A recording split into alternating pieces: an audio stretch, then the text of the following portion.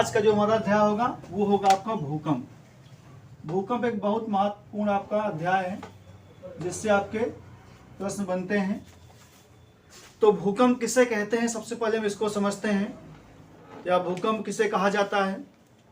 तो भूकंप अर्थात भूमि का कांपना, जब आंतरिक हलचलों के कारण पृथ्वी की सतह अचानक कंपन करती है तो उसे क्या कहते हैं, भूकंप कहते हैं।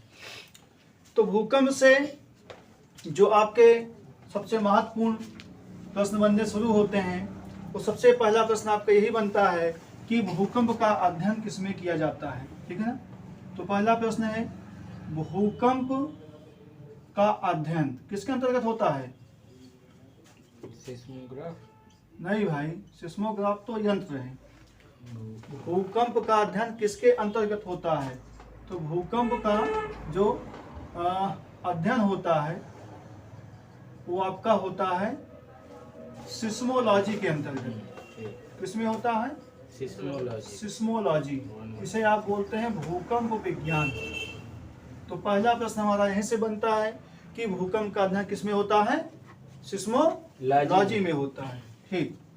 दूसरा प्रश्न बनता है कि भूकंप मापते किसमें है, भूकंप मापने का यंत्र कौन सा है, किस यंत्र में भूकंप मापते हैं। जो भूकंप मापने का यंत्र है वो कौन सा है, जो आपने भी बताया था, कौन सा, सिस्मोग्राफ। ठीक। तो भूकंप मापने का यंत्र आपका है सिस्मोग्राफ। दो बातें यहाँ क्लियर हो गई। भूकंप का अध्ययन किसमें होता है, सिस्मोलॉजी में, नहीं सिस्मोलॉजी में होता है। और भूकंप मापने का यंत्र कौन सा है, वो आपका है सिस्मोग्राफ में है। ठीक। अब अगला हम देखते हैं कि किस पैमाने पे मापते हैं, पैमाना कौन सा है, पैमाना कौन सा है जिसपे भूकंप को मापा जाता है। वो पैमाना आपका है बैरोमीटर? नहीं भाई, रिक्टर है। रिएक्टर? रिएक्टर है, रिक्टर है। रिएक्टर तो परमाणु होता है, ठीक ना, आपका रिक्टर है। तो भूकंप मापने का जो पैमाना कौन सा है, रिक्टर है। इस पर जो आपका मानक बना होता है आपका 0 से बना होता है 9 तक। ठीक। यानी आपका 0 से 9 तक का इस पे अंकन होता है आपके किस पे, रिक्टर पैमाने पर। तो तीन बातें यहाँ पे क्लियर हो गई। अब अगला हम लोग देखते हैं कि जो आपका भूकंप होता है उस भूकंप का शुरुआत कहाँ से होती है तथा जहाँ से भूकंप उत्पन्न होता है उसे कहते क्या है। तो दो चीजें यहाँ पे समझने वाली हैं। पहला आपका ही आपका धरातल होता है, और धरातल में देखेंगे एक आपका धरातल के अंदर का भाग होता है, एक आपके धरातल के बाहर का भाग होता है। ठीक। धरातल के अंदर का भाग जहाँ से भूकंप का जन्म होता है, तो जहाँ से भूकंप का जन्म होता है उसे हम लोग क्या कहते हैं, उसे कहते हैं भूकंप का मूल केंद्र। क्या कहते हैं, भूकंप का मूल केंद्र। और जहां पर भूकंप का सर्वप्रथम एहसास होता है या सर्वप्रथम महसूस किया जाता है धरातल पर, उसको क्या कहते हैं, इसको बोलते हैं अधिकेंद्र। ये दो बातें आपको ध्यान रखनी है। धरातल के अंदर जहां भूकंप जन्म लेता है उसको मूल केंद्र कहते हैं, और जहां पर इसका एहसास होता है उसको हम लोग क्या कहते हैं, अधिकेंद्र कहते हैं। समझ गए बात को, बोल नहीं रहे बच्चा। Yes sir. हाँ, तो अधिकेंद्र और मूल केंद्र आप समझ गए होंगे। अब इसके बाद हम लोग आगे बढ़ते हैं और समझने का प्रयास करते हैं कि भूकंप की जो तरंगे होती हैं या भूकंप आने का कारण क्या होता है। पहले हम लोग कारण समझ लेते हैं, ठीक है ना। भूकंप आने का कारण क्या है, तो कोई कारण जानते हो, बताओ एक आठ। भूकंप कहे आता है स्थलाकृतियों का आपस में टकराना, स्थलाकृति, चट्टानों। चलिए उसे बोलते हैं धरातलीय प्लेट, ठीक है ना। जो आपकी धरातल की प्लेट होती हैं, धरातल प्लेटें होती हैं, यानी टेक्टोनिक प्लेट कहते हैं। तो प्लेट के टूटने से, धरातल प्लेट के टूटने से पहला कारण क्या है, जब आपकी धरातलीय चट्टानें होती हैं, मतलब जो धरातल की आपकी प्लेटें होती हैं ये कई स्तर में होती हैं, जब इनमें कोई प्लेट आपकी टूट जाती है या खिसक जाती है तो क्या होता है, वो सतह वहाँ पर कंपन करने लगती है और भूकंप आपका आता है। तो आपके धरातलीय प्लेटों के टूटने खिसकने के कारण आपके भूकंप आता है, जो आपका पहला कारण है, धरातलीय प्लेटों का टूटना। अब उसके बाद आपका है नंबर 2, ज्वालामुखी उद्गार। क्या है? ज्वालामुखी, क्या बता रहे हो? ज्वालामुखी उद्गार। हाँ, ज्वालामुखी उद्गार। अब देखिए, जहाँ पे ज्वालामुखी का उद्गार होता है वहाँ पे क्या होता है? खाली हो जाता है। खाली नहीं होता है, वहाँ पे बहुत प्रेशर से निकलता है ज्वालामुखी, तो आसपास की भूमि क्या है, उसमें कंपन उत्पन्न हो जाता है और आपके फिर वहाँ पे भूकंप आता है। जैसे आप जानते हो कि प्रशांत महासागर के चारों ओर सर्वाधिक ज्वालामुखी पाए जाते हैं, ठीक, और जापान में सर्वाधिक भूकंप आता है, उसी में वो भी स्थित है बेचारा किनारे पर। तो जब खूब ज्वालामुखी वहाँ फटता रहता है तो आए दिन वहाँ पे भूकंप आता रहता है, ठीक। ये 2 कारण आपके मेन हैं, धरातलीय आपके प्लेटों का टूटना खसकना, ये आपका है टूटना या खिसकना, दोनों इसमें आपका आता है, और ज्वालामुखी उद्गार। इसके बाद जो वर्तमान में आपके कुछ कारण है, जैसे मानव कृत आप कारण कह सकते हो, जैसे परमाणु परीक्षण है, आप जानते होंगे। जैसे अभी आपके जो किम जोन है, आप जानते होंगे उसका नाम, चाइना का नहीं है, नॉर्थ कोरिया, उत्तर कोरिया का तानाशाह है ना, कोरिया। तो यहाँ पे देखेंगे उत्तरी कोरिया दक्षिण कोरिया 2 देश हैं, ठीक है ना। तो वो आदमी परीक्षण करता रहता है, तो जापान तक भूमि हिलती है, पूरी दुनिया उससे परेशान है, सन की आदमी है, ठीक है ना। तो ये आपका होता है। तीसरा आपका जो चौथा जो आपका होता है, जैसे कहीं पर बांध बनाया जाता है, ठीक है ना, तो बांध बनाने से क्या होता है कि अत्यधिक जल भराव होता है, तो आपके धरातल का बैलेंस बिगड़ता है, तो ऐसे में भी आपके भूकंप उत्पन्न होने की संभावना रहती है। बांध बनाना, जब नदियों के पानी को रोक दिया जाता है तो उसके पीछे एक लंबा सा जलाशय बन जाता है। जैसे हमारे यहाँ सबसे बड़ा कृत्रिम जो जलाशय बना है कौन सा है? गोविंद सागर। हाँ, गोविंद सागर, ठीक है ना, जो कि आपके बनाया गया है।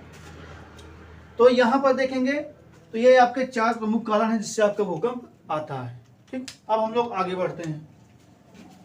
आगे बढ़ने के क्रम में अब हम लोग देखेंगे कि जो भूकंपीय तरंगे होती हैं, भूकंपीय तरंगे कितने प्रकार की होती हैं? 4 हैं। मनोज बोल रहे थे आज? 3 प्रकार की। 3 होती हैं भूकंप की तरंग,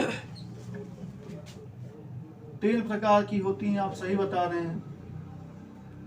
ये 3 तरंगे आपकी भूकंप की होती हैं। पहली आपकी होती है पी तरंग, दूसरी आपकी होती है, पहली आपकी पी हो गई, दूसरी आपकी यस हो गई, तीसरी आपकी यल हो गई। इसे कहते हैं प्राथमिक तरंग, ये आपकी प्राथमिक तरंग होती है। ये आपकी तरंग होती है, दूसरी आपकी होती है यस तरंग, ठीक है ना। तो यस तरंग को कहा जाता है द्वितीयक तरंग। कौन सी होती है? द्वितीयक तरंग। तीसरी आपकी होती है यल, इसे बोलते हैं धरातलीय तरंग होती है, या इसी को आपके सतही तरंग भी कहते हैं, क्योंकि पूरे सतह पर ये राउंड मारती है। तो कितनी तरंग हमारी हो गई? 3 तरंग, पी एस यल, ठीक। अब इसके बाद हम इनकी विशेषताओं को देखते हैं। तो जो हमारी पी तरंग होती है, कौन सी? पी तरंग। तो पी तरंग में देखा जाएगा तो यहाँ पर आप देखेंगे इनकी जो तो पी तरंग की विशेषता क्या होती है, ठीक है ना, बताओ भाई। पी तरंग की विशेषता आपकी होती है, तो पी तरंग की विशेषता आपकी होती है कि जो इनकी गति होती है,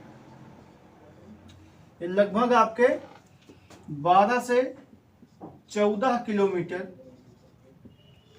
प्रति सेकंड इनकी गति सर्वाधिक होती है। 12 से 14 किलोमीटर पर सेकंड होती है। और इन्हें भूगर्भिक, क्योंकि इनका जन्म अंदर होता है भूगर्भ में, तो इन्हें भूगर्भिक तरंग भी कहा जाता है, ठीक, 2 पॉइंट हो गया।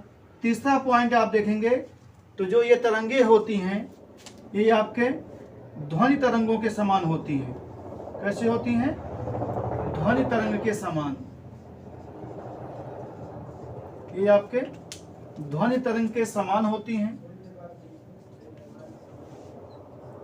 और जो इनका चलन होता है ये ठोस, द्रव दोनों में चल जाती हैं। ठोस द्रव दोनों में अपना प्रभाव दिखाती हैं। गैस में नहीं, दोनों में प्रभावित होती हैं और दोनों को प्रभावित करती हैं। अर्थात इनका प्रभाव ठोस में भी होता है और द्रव में भी होता है। बात समझ गए? और ये आपके ध्वनि तरंगों के समान होती हैं। तो 3 विशेषता इसकी हो गई। गति 12 से 14 किलोमीटर पर सेकेंड और ये भूगर्भिक तरंग भी कहलाती हैं। ध्वनि तरंगों के समान होती हैं और ठोस द्रव दोनों को प्रभावित करती हैं, अर्थात दोनों में इनका प्रभाव होता है। ठीक, अब इसके बाद हम लोग देखते हैं यस तरंगों की विशेषता क्या है। तो यस तरंगों की विशेषता हम लोग देखते हैं। जो आपकी यस तरंग होती है, यस तरंग, ये जो तरंगे हैं इनकी गति जो आपकी होती है वो आपकी होती है 4 से 6 किलोमीटर। कितना?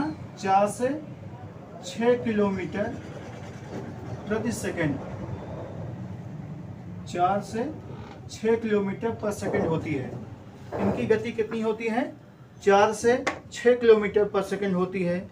देखिए भाई, मार्कर में थोड़ा सा डालिए। तो 4 से 6 किलोमीटर पर सेकंड हो गई। अब ये जो तरंगे होती हैं आपके जल तरंग,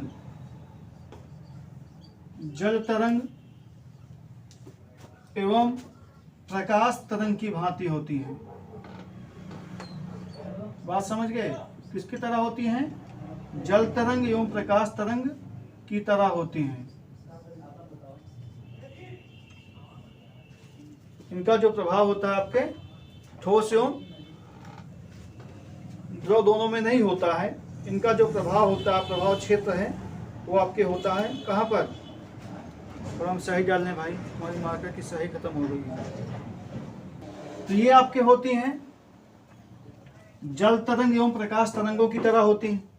ठीक, और जो इनकी गति होती है कितनी होती है? 4 से 6 किलोमीटर होती है। इन्हें आड़ी तिरछी तरंग भी कहते हैं।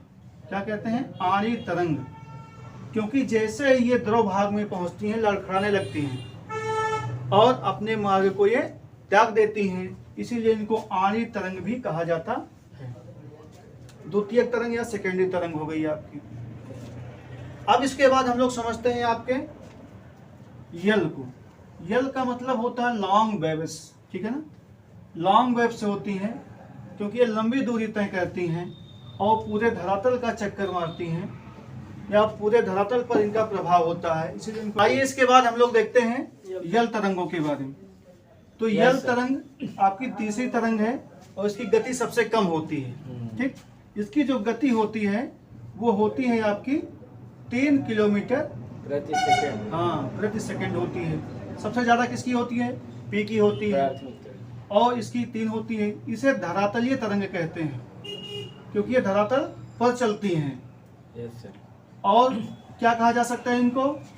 इनको सतही तरंग, क्योंकि सतह पर चलती हैं। ठीक, तो 2 नाम इनके आपके हो गए, चाहे आप धरातलीय कहिए चाहे आप सतही तरंग कहिए। Yes sir. अब ये जो तरंगे होती हैं पूरे पृष्ठ आपके धरातल का भ्रमण करती हैं। ठीक, इसीलिए इनको धरातलीय कहा जाता है और सतही कहा जाता है। ये तरंगे जो होती हैं, यल का मतलब होता है लॉन्ग वेव्स, यानी लंबी दूरी तय करने वाली। ठीक, तो इसीलिए इनको ये कहा जाता है। अब तीनों तरंगों की हमने विशेषता देख ली। तीनों तरंगों में अब आपसे प्रश्न पूछता है कि सबसे विनाशकारी तरंग कौन सी होती है? तो आप बता सकते हो कि सबसे विनाशकारी तरंग कौन सी होती है? पी तरंग, प्राथमिक तरंग। हाँ, पी तरंग बिल्कुल गलत। ठीक है ना? तरंग। हाँ, सबसे विनाशकारी तरंग आपकी होती, हाँ सबसे होती है आपकी यल तरंग होती है। ठीक है ना? क्योंकि देखो इनकी गति चाहे जितनी ज्यादा हो, ये धरातल के अंदर होती है, हमको नुकसान कम पहुंचाएंगी या नहीं पहुंचाएंगी। लेकिन जो यल तरंग होती है इसकी गति भले ही कम होती है, लेकिन ये धरातल पर चलती हैं। तो आप जानते हो धरातल पर ही आपके समस्त जीव जंतु, बिल्डिंग और आपके घर मकान बने हुए हैं, तो इन्हीं को नुकसान पहुंचाएंगी और इसी में लोग आपके रहते हैं जीव जंतु। जब ऊपर आएगा तो इसी में सब आपके मर जाते हैं और एक अपार जन धन की हानि होती है, ठीक है ना। इसीलिए सबसे आपकी विनाशकारी तरंग होती है ये, ठीक है ना।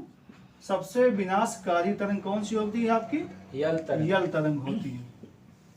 चलिए, ये इनकी सबसे बड़ी विशेषता है, सबसे विनाशकारी होती है। मनोज क्या बात है भाई, आज बहुत उदास बैठे हो? हाँ, कुछ बोल नहीं रहे आज। इनकी बकरी जो है, बकरी नहीं, हमको लगता है कि किसी ने कहा ना कि कौन सी शायरी है जो कल सुना रहे थे वो नारायण जी? हाँ, मुझे याद नहीं है। कौन सी है? नहीं याद है? अच्छा हाँ, वो क्या, वो आपका था कि चाहा तो तुम्हें बहुत मगर पा न सके, देखा तुम्हें किसी और की बाहों में मगर छुड़ा न सके। वही हाल इनकी हमको लगता है कि कहीं पर कुछ देखे हैं, इसलिए आज इनका मन नहीं लग रहा है और उसी गम में खोए हुए हैं। तो ये हमारी तरंगे रही। आप सही कह रहे हैं। हाँ, तो कल से इनको देख रहे हैं बहुत उदास बैठे हैं, इसीलिए हमको याद आया कि इनके ऊपर सटीक है। तो चलिए ठीक है, ये विनाशकारी तरंग आपकी यल हो गई। अब इसमें एक प्रश्न आपका, दो प्रश्न होगा, आपको समझ लीजिए कि आपसे पूछता है जब भूकंप आपके आता है तो वायुमंडल में किस गैस की अधिकता हो जाती है? रेडान। हाँ, ये प्रश्न आप सही बताए, रेडान गैस की अधिकता हो जाती है। जब आपके भूकंप आने वाला होता है तो वायुमंडल में आपके क्या होता है, रेडान गैस की मात्रा बढ़ जाती है। वायुमंडल में आपके रेडान गैस अधिक हो जाती है। ये आपका सबसे महत्वपूर्ण प्रश्न है। इसको रेडान को कुछ और गैस के नाम से जाना जाता है। हाँ, तो रेडान गैस ही होती है। अक्रिय गैस होती है क्या? अब इसमें आप देखेंगे कि अगला प्रश्न जो आपका बनता है, पूछा जाता है कि विश्व में सर्वाधिक भूकंप कहाँ आता है? विश्व में सर्वाधिक भूकंप तो कहाँ आता है? बताओ भाई मनोज, अब तो बोल दो यार। इक्वेडोर नहीं, अभी बताए थे आपको, जापान में आता है। जापान, ठीक है ना। ये दो प्रश्न आप याद रखिएगा। सर्वाधिक भूकंप आपके जापान में, और भूकंप आने के समय रेडान गैस की वायुमंडल में अधिकता हो जाती है। बाकी सबसे विनाशकारी आपकी पी तरंग होती है। तो ये रहा हमारा आज का भूकंप से संबंधित प्रश्न। और कुछ पूछना, जानना, समझना इसमें बताओ, बताओ जल्दी। यही सर PSL को एक बार रिवाइज कर दो। PSL, देखिए पी का मतलब होता है, अंग्रेजी का शब्द है, इसका मतलब होता है प्राइमरी, ठीक है ना, यानी प्राइमरी वेव या प्राइमरी या प्राथमिक तरंग। S मतलब सेकेंडरी या द्वितीयक तरंग। L मतलब होता है आपके लॉन्ग वेव, यानी लंबी दूरी तय करने वाली। ये ठोस द्रव दोनों में चलती हैं, ये केवल ठोस में चलती हैं, ये पूरे धरातल पर चलती हैं और सबसे विनाशकारी होती हैं। ठीक, इनकी गति सर्वाधिक होती है, आपके 14 के आसपास होती है किलोमीटर पर सेकंड, इनकी 6 किलोमीटर पर सेकंड के आसपास, और इनकी 3 किलोमीटर पर सेकंड के आसपास होती है। बस यही रहा आपका भूकंप। अब हम लोग अगले अध्याय में पढ़ेंगे ज्वालामुखी, ठीक है ना। Thank you sir. चलिए।